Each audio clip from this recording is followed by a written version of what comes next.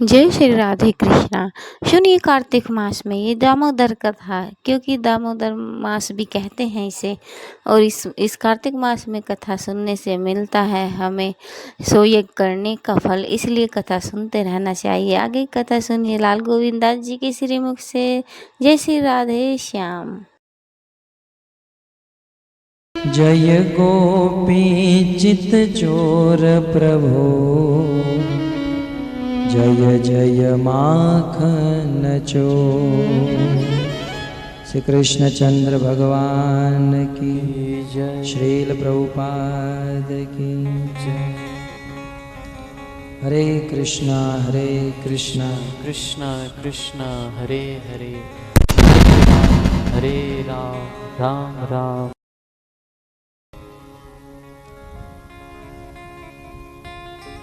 परम सौभाग्य है आज श्रीमद् भागवत कथा प्रारंभ होने जा रही है।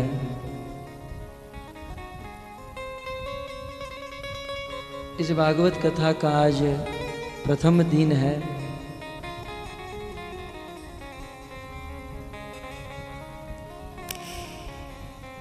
इस भागवत कथा का श्रवण करने के लिए आप सब भक्त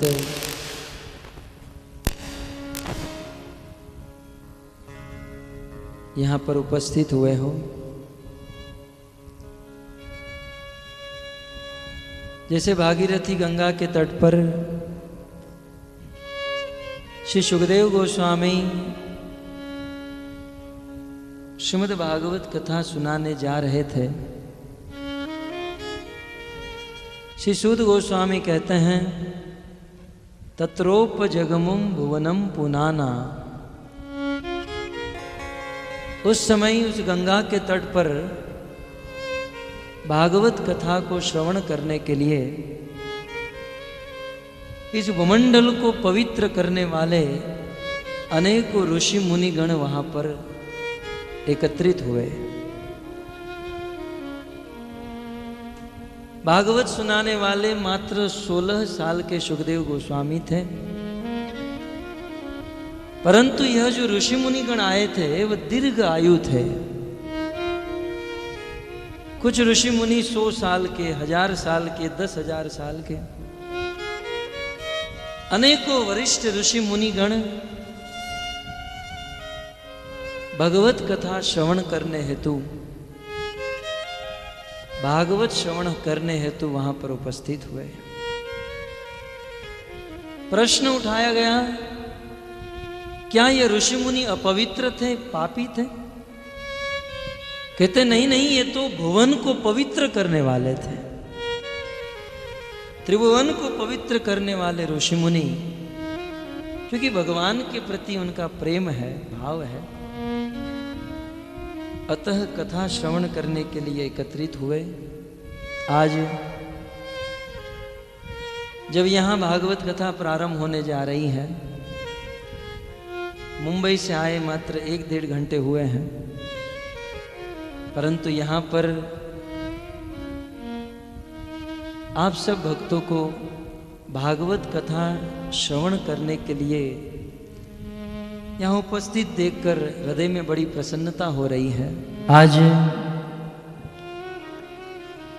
विक्रम संवत 2071 फाल्गुन मास कृष्ण पक्ष अष्टमी तिथि शनिवार, परम पवित्र दिन श्री चैतन्य महाप्रभु के परम पार्षद श्रीवास पंडित का आविर्भाव दिन है। ऐसे पवित्र संत के आविर्भाव की तिथि के अवसर में श्रीमद् भागवत कथा का प्रारंभ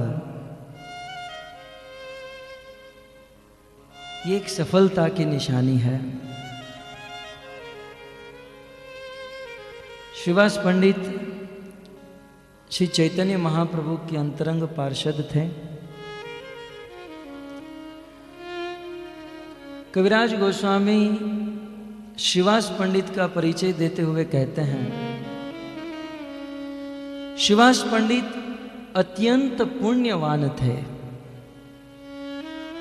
शिवास पंडित के अंदर पुण्य का पुंज भरा हुआ था। कारण शिवास पंडित बहुत बड़े धन्य थे, धनी थे, क्योंकि शिवास पंडित के घर पर श्री चैतन्य महाप्रभु कीर्तन किया करते थे। इस संसार में उस गृहस्थ व्यक्ति का जीवन धन्य है जिस गृहस्थी के घर पर